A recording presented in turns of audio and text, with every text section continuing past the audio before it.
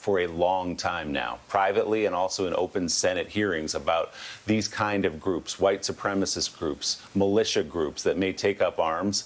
And when the president tweets "Liberate Michigan," or when he says "stand by" at a debate, that sends a signal. Whether he understands that or not, that sends a signal to those groups.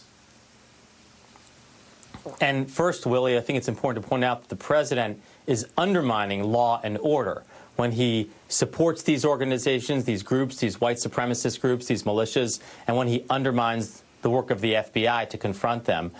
Point two is the definition of terrorism, Willie, is essentially violence to send a political signal or to send a political message.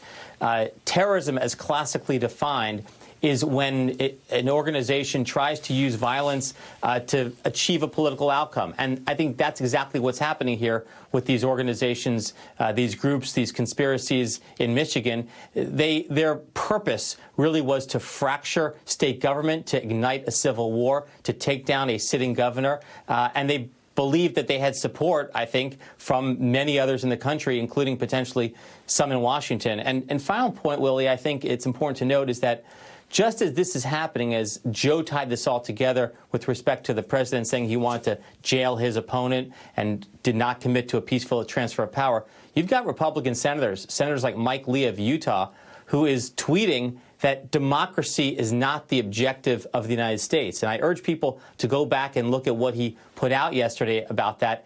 That is code. That is code for authoritarianism, for autocracy. Now, maybe he meant some academic point that he didn't convey well, but I think if we don't make clear that democracy is our objective, you're going to see a lot more of these kinds of activities, and this is dangerous. This is domestic terrorism. This needs to be confronted.